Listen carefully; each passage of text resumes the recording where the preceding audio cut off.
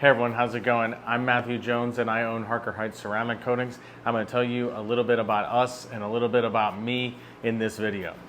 So a little bit about me. I'm married. I have a baby. She was born on Christmas Day of 2023.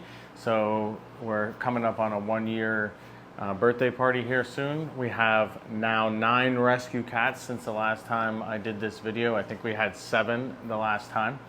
And we live in Harker Heights, Texas, which is about an hour north of Austin. That's where the shop is located.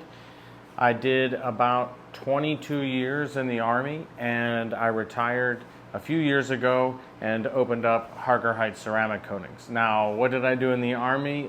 Nothing at all related to cars, mechanics, nothing like that. I simply love cars, and I had been polishing cars for probably 15 years as just a hobby, my own cars, not making money, not even usually doing it for too many other people. And I needed something to do when I retired, and I thought, oh, this would be a great thing to do on the side, but it turns out I really love it, and so I'm open 7 days a week, and I work many days out of the month. And while I do work from home, which gives me a lot of flexibility on hours. So while I'm working 7 days a week, I'm not necessarily working 9 to 5, of course. And it gives me flexibility with clients. It gives me time with my family, and I absolutely love it. So what exactly got me started into the industry was way back in 2007, I had a black Corvette Z06, and I got caught in a flash flood, and my Corvette ran off the road.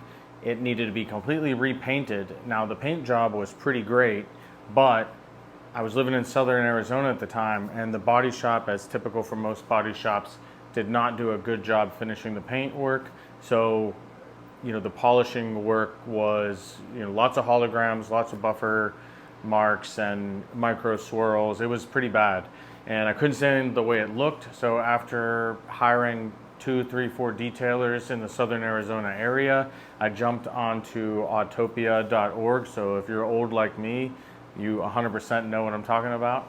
And I asked if there was a detailer in the area. There were none, but somebody was willing to fly in from California for a fee, of course, and train me how to polish this car and also polish the car. So I flew this detailer in from California, and he taught me how to use a Porter Cable XP 7424 or 7424 XP. And so that's how I started polishing cars. Fast forward 13, 14, 15 years later, I had a race car and bought a large truck to tow the race car trailer, an enclosed trailer, and getting lots of bug guts and everything. I learned how to apply ceramic coating. Now, ceramic coating obviously has taken off considerably over the years. So I learned how to do that, and I thought, this is a pretty good product. I believe in it. Maybe this is something for me to do in retirement rather than playing video games all the time, which I do love to do. But so I start installing ceramic coating, and I thought, okay, I can do this, and I can, do it for other people, and I can open a business. And thanks to my father, it was a no-brainer to open my own business. I didn't really put a second thought into it because he's had his own business for a long time and recently sold his company. So I have a great mentor there from the business aspect. And so I opened my own business, and really the phone's been kind of ringing off the hook, so to speak, for the last few years. While I started with ceramic coating, I started getting a lot of inquiries within probably the first 4 to 6 months of opening, people asking if I also do clear bra, which in our area, clear bra and PPF are neck and neck in terms of search terms. So I started getting asked about clear bra. I had heard of it, of course, because I was a member of professional groups, but had no experience whatsoever. So I decided there wasn't many people at the time doing PPF in the area, and I thought, okay, I'm gonna get trained, I'm gonna do this, and I'm gonna be good enough, and I'll be one of the first major places in the area to do it. You know, it's better to be first or nearly first than it is to wait and try to jump on the train later on. So I got trained in California, and I was pretty frustrated early on with PPF. I was used to, from my time and my expertise in the military and what I did in the military, being really good at what I did. I was frustrated by the fact that I now was pretty awful at this.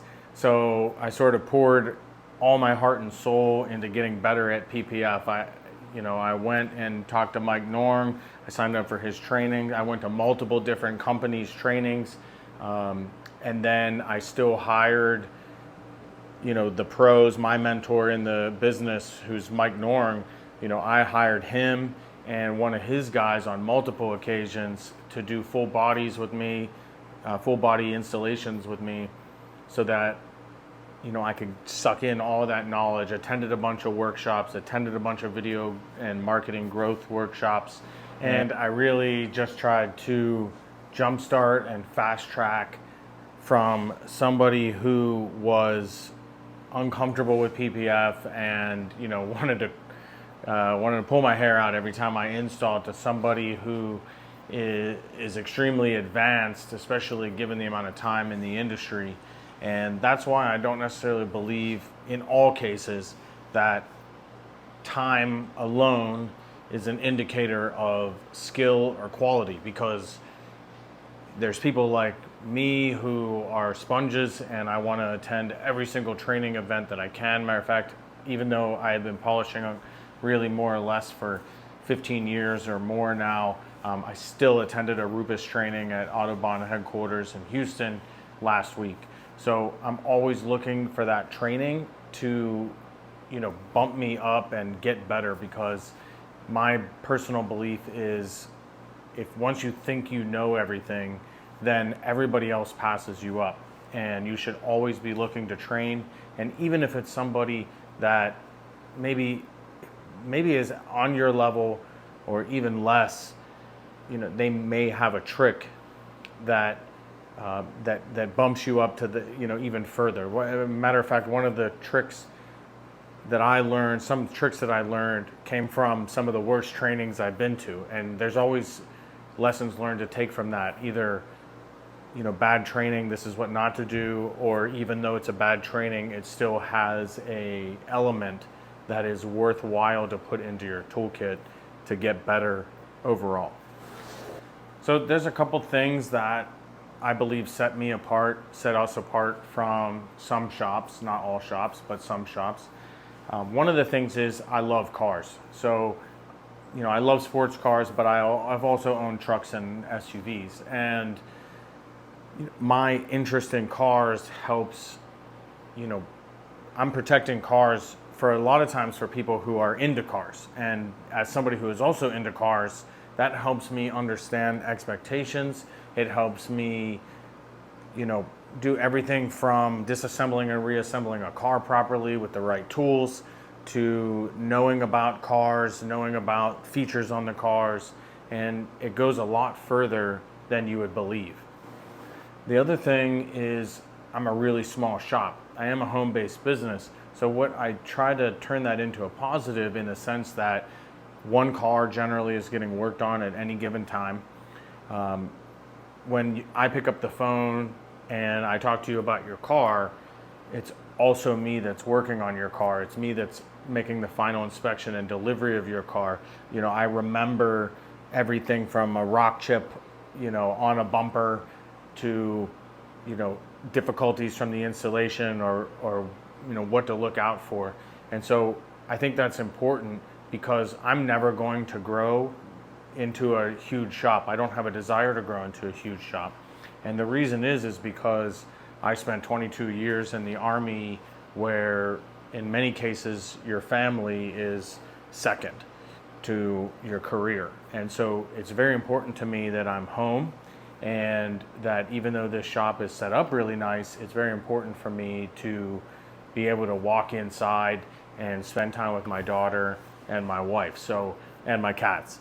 So I won't grow, right? So many people ask, well, why are you a home business? don't you want to open a shop? Some people are surprised when, when they pull up and it's a residential area, especially if they've seen the videos, because this certainly doesn't look like somebody's home garage.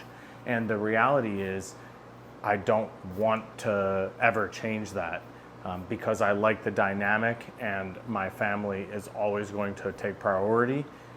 Not to say that cars don't get done because of family, but in the sense that, I don't want to be gone 12 hours a day, even if it's 10 minutes away.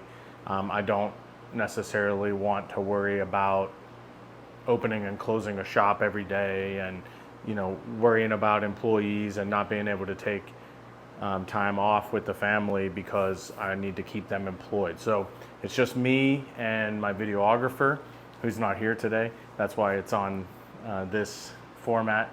But we work together. He also helps with a lot of the stuff around the shop. But ultimately, I am doing everything and will see everything from start to finish. So hopefully that gives you a little insight on to who I am and where I come from and the experience that I bring to Harker Heights Ceramic Coatings and all of the teams that I work with, and get to know me a little bit better.